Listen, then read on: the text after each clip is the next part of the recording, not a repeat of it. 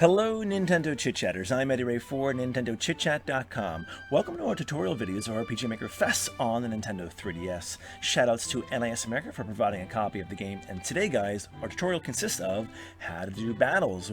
We actually had quite a few of the same question come up, so here's a tutorial for this. I'm creating basic battles and also battle branches. We'll be showing you both options as well, with some other little cool tweaks in them too.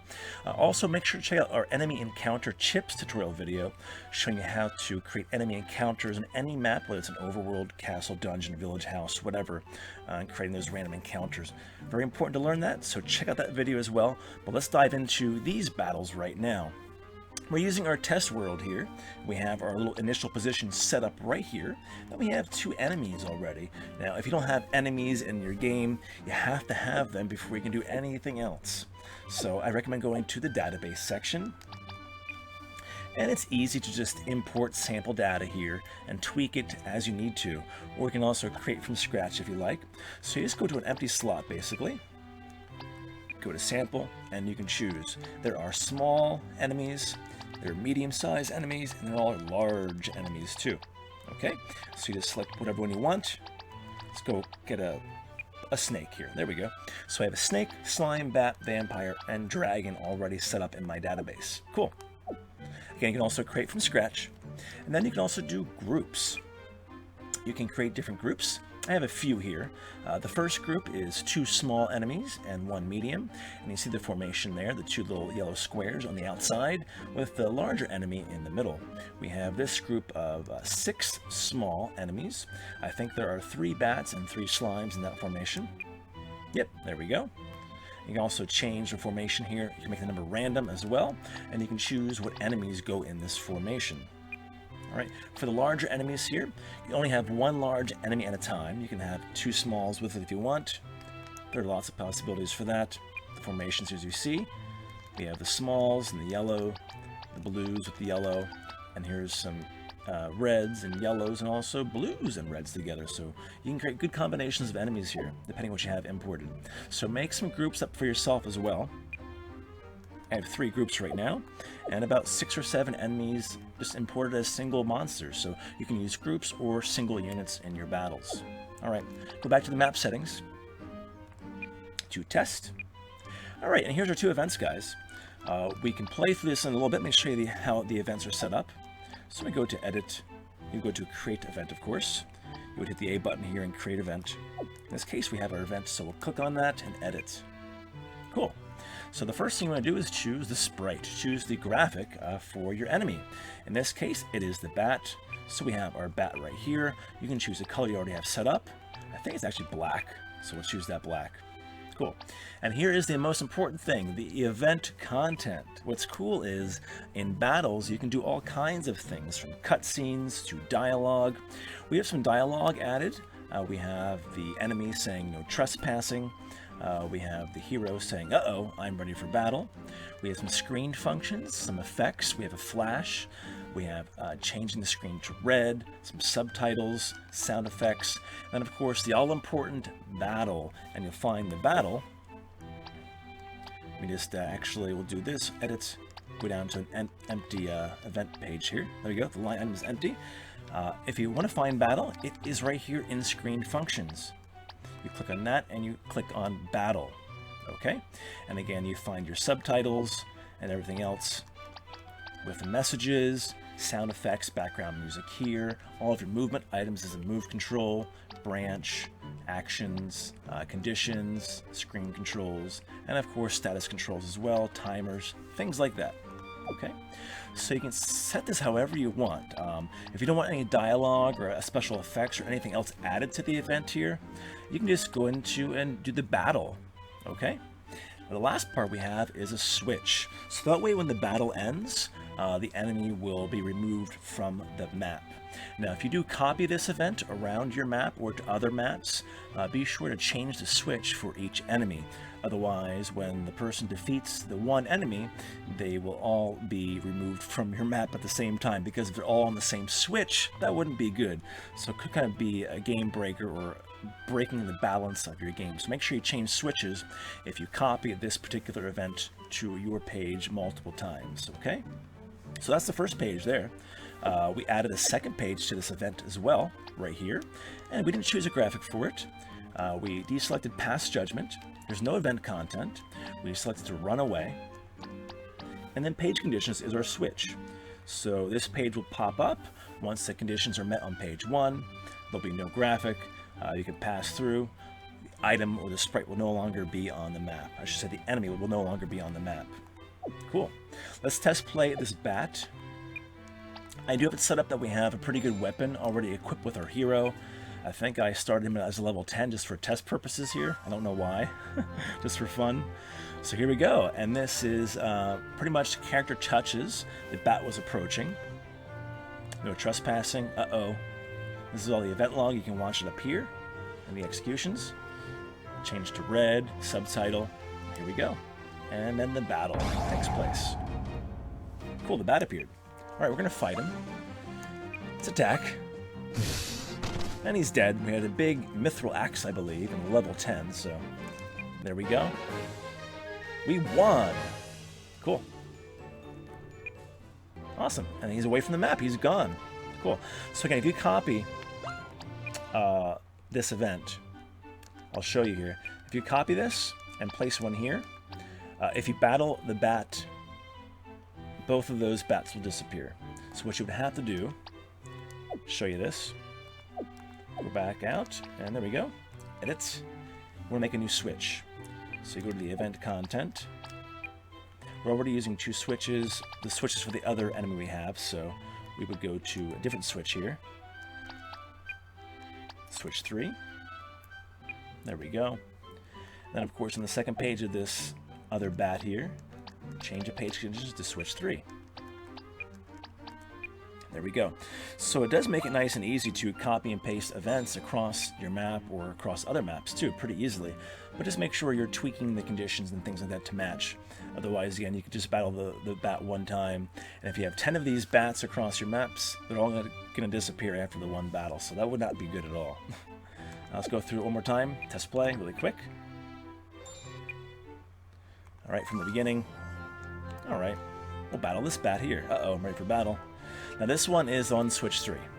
So once we defeat it, the other bat with switch 1 should still be there.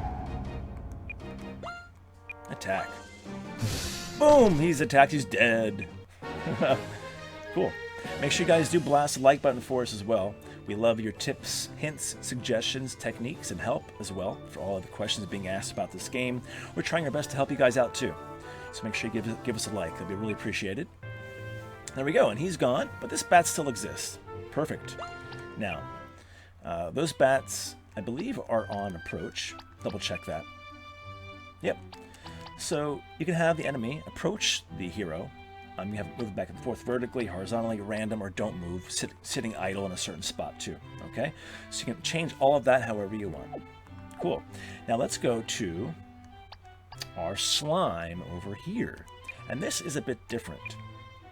This is set up with a battle branch, and the battle branch just gives you a few more options for the conditions during battle. I'll show you. Everything's set up pretty much the same.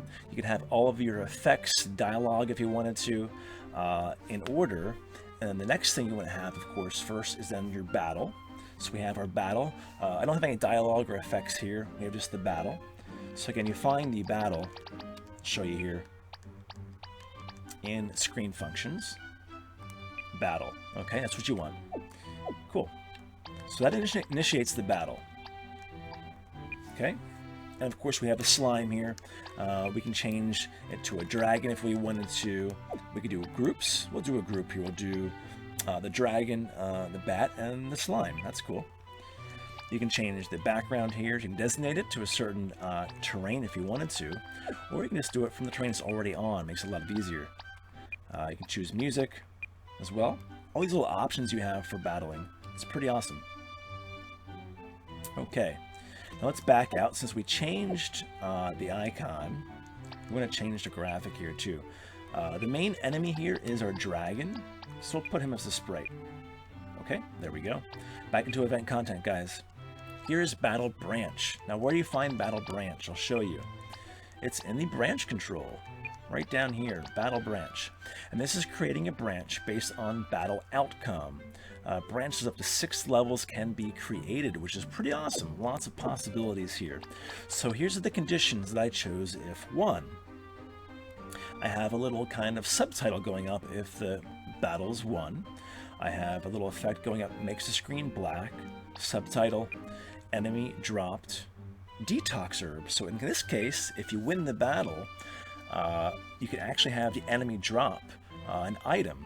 In this case, it's a detox herb, which is pretty cool. We have, after the subtitle, the screen changing back to the original color, and then dropping the herb. This is all in the items. You can find all of these here. Increase, decrease item. So in your database, you can import items or create items or samples, even weapons too, or gold, things like that.